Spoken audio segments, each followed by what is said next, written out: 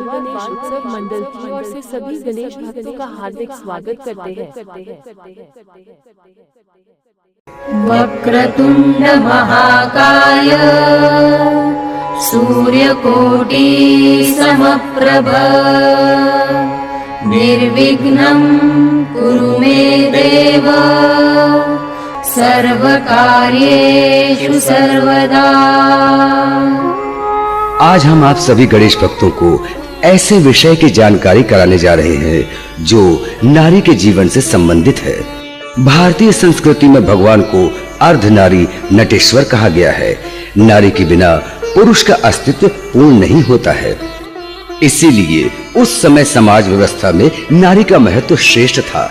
जब किसी घर में लड़की जन्म लेती थी तो उसे लक्ष्मी का दर्जा दिया जाता था। उसे माँ बाप तथा भाई प्यार से कहते थे, फूलों का तारों का सबका कहना है, 1000 में मेरी बहना है, सारी उम्र हमें संग रहना है। फूलों का यही लड़की जब शादी की उम्र की होती थी तो वह लड़की माँ बाप, भाई, घर बार, सगे संबंधियों को छोड़कर डोली में बैठकर पत्नी धर्म निभाने पति के घर जाती थी। ओ चलो रे डोली उठाओ, कहार पिया मिलन की रुत आई। यही नारी 9 महीने तक गर्भ पीड़ा सहकर अपने शरीर का हिस्सा बनाकर बच्चे को जन्म देकर मां बनती है। वह अपना सारा जीवन बच्चे के खुशी के लिए समर्पित करती है। अचानक एक दिन बेटा बीमार हो जाता है। डॉक्टर्स की रिपोर्ट आती है कि उसकी दोनों किडनियां फेल हो गई हैं। किडनी ट्रांसप्लांट की जरूरत है। वो सबके पास मदद मांगता है लेकिन कोई भी उसे मदद नहीं करता। दोस्त, रिश्तेदार, यहाँ तक कि उसकी पत्नी भी उसकी मदद नहीं करती। देखो मोहन, तुम्हारे लिए मैं बाकी कुछ भी कर सकती हूँ, लेकिन किडनी ना बाबा ना। जिंदगी भर एक किडनी के सहारे मैं कैसे जीऊंगी भला। बेटा निराश हो जाता है। उसे अपनी मौत सामने दिखने लगती है। बस इतना ही। मेरे जिंदगी में कोई अपना नहीं है। सभी मतलब के साथी है। सभी नहीं बेटा, जब तक तुम्हारी माँ है तब तक तुम पर कोई आँच नहीं आ सकती।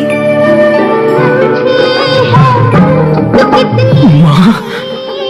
हाँ बेटा, मेरी एक किडनी तो क्या, सारा शरीर, मेरी जान भी देनी पड़े तो भी मैं हंसते हंसते दे दूंगी। माँ? चल बेटा, अब देर न कर। माँ? ऑपरेशन हो जाता है। बेटे की तबीयत सुधरने लगती है, पर बूढ़ी माँ, इतने बड़े ऑपरेशन से उसकी तबीयत और भी बिगड़ने लगती है। माँ, मुझे छोड़कर मत जाओ माँ, मैं अनाथ हो जाऊंगा। कम से कम सेवा का एक मौका तो दो माँ। माँ, मुझे फिर से गले से लगा लो माँ। तुम्हारे बगैर तुम्हारा लाल अकेला हो जाएगा माँ। माँ रुक जाओ माँ, माँ रुक जाओ। बेटा, मैं अब चली। मेरा आशीर्वाद हमेशा हमेशा तुम्हारे साथ है बेटा। भगवान तुम्हें हमेशा सुखी रखे। माँ, माँ, माँ, नहीं माँ, नहीं माँ।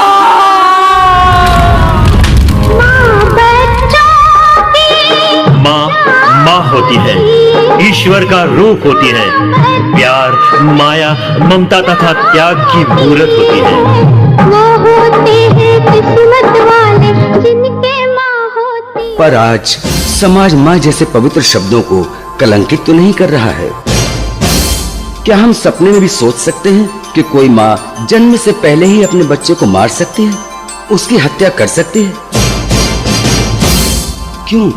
क्योंकि वो एक लड़की है। क्या वो भूल गई है कि वो भी एक नारी है। क्या ये घटना हमारे लिए शर्मनाक नहीं लगती? अजी सुनते हो, अगर इस बार भी लड़की हुई तो मैं घर में कैसे मुंह दिखाऊंगी? तू चिंता मत कर, मैं कुछ करता हूँ। डॉक्टर साहब, आप कुछ कीजिए, पर सोनोग्राफी करके ये बताए कि लड़का होगा या लड़की। नहीं नहीं, ऐसा नहीं हो सकता। आप हमें गैर कानूनी काम करने के लिए मजबूर कर रहे हैं।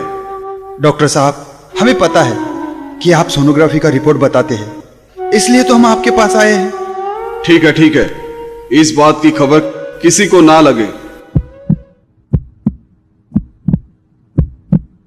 ये देखिए, आपको फिर से लड़की ही होने वाली है। हे भगवान, मैंने ऐसा कौन सा पाप किया है कि इस बार भी मुझे लड़की होने वाली है? प्लीज डॉक्टर साहब, कुछ भी कीजिए, पर मेरे बीवी का एबॉर्शन कीजिए। ठीक है, आपको इसके लिए डबल फीस देनी होगी।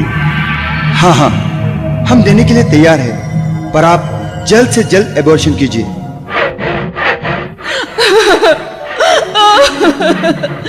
बस करो, बस करो, बस करो। ओ मानव, तुम मेरी जड़ों को क्यों काट रहे हो? अगर जड़ ही काटोगे तो मैं फूल फल कैसे दूंगी? फल ही नहीं मिला तो बीज कहां से आएगा? मुझे जीने दो, मुझे जीने दो। कुदरती संतुलन बनाए रखने दो। ऐ इंसान, तुम अपनी भी जड़ें काट रहे हो और मेरी भी जड़ें काट रहे हो। जीने दो। माँ, पिताजी, इस दुनिया में आने से पहले ही आप मेरी हत्या कर रहे हो।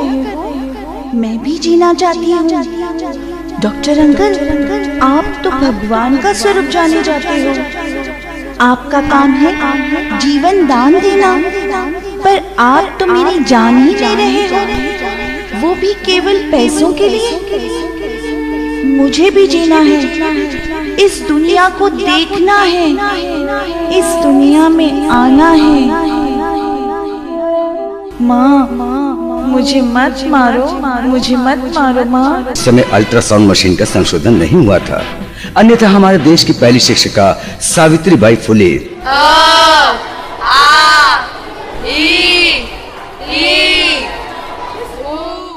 जिम्मेदारियों का बोझ परिवार पे पड़ा तो ऑटो रिक्शा ट्रेन को चलाने लगी बेटियां।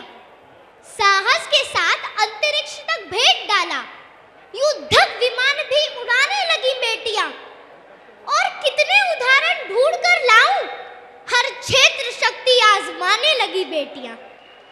वीरों की शहादत पे अर्थी को कांधा देके अब शमशान तक जाने लगी बेटियां। घर में बटा के हाथ रहती है माँ के साथ, पिता की समस्त बाधा हरती है बेटियां। दो लफ्ज बोलने से पूर्व सोचती है खूब, मन में सहमती है, डरती है बेटियां। बेटे हो उद्दंड भले, बेटे हो उद्दंड भले, आपका दुखा दे दिल, कष्ट सह के भी धैर्य धरती हैं बेटियां। प्रश्न ये ज्वलनशील सबके लिए है आज, नित्य प्रतीकोख में क्यों मरती हैं बेटियां? नित्य प्रतीकोख में क्यों मरती हैं बेटियां? हाँ, मैं भी बेटी हूं। मत मारो मुझे कोख में लोगो, मत मारो मुझे कोख में लोगो। इस धरती पर आने दो, मुझसे मेरा हक ना छीनो, कुछ करके दिखलाने दो। पढ़ लिख कर परिवार का मैं भी यूं सम्मान बढ़ाऊंगी। बेटी हूं तो क्या बेटों से ज्यादा फर्ज निभाऊंगी। माना कठिन डगर है मेरी, माना कठिन डगर है मेरी, पर मंजिल पा जाऊंगी। मुझसे मेरा हक ना छीनो, भद्रकाली बन जाऊंगी। मुझे बनाया परमेश्वर ने, मुझे बनाया परमेश्वर ने, मैं भी राज दुलारी हूँ।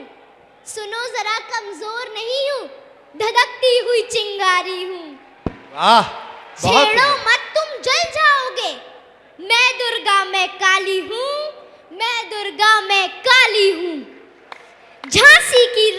भी कह सकते, मैं बागेश्वर धाम की प्यारी हूँ। स्वर साम्राज्ञनी लता मंगेशकर। मेरी आवाज़ ही पहचान है, गर याद रहे। इन अनमोल रत्नों को शायद हम खो देते, पर हम लड़कियों की हत्या क्यों करते हैं, इसका कारण हमें ढूंढना होगा। आज तक हमारे देश में लाखों कन्या भ्रूणों की हत्याएं हो चुकी है।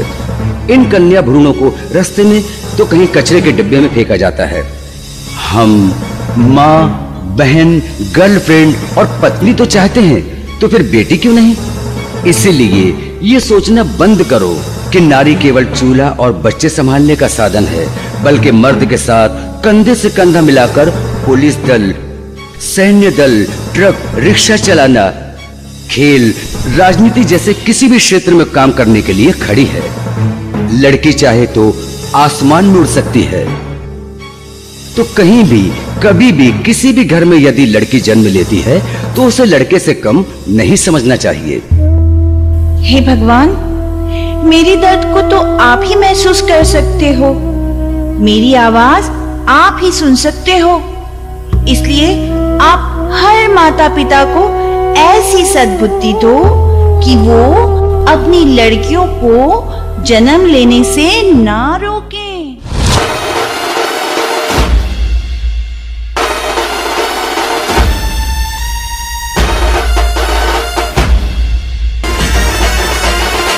हे गणराया, वारसा हा शक्तीचा लागला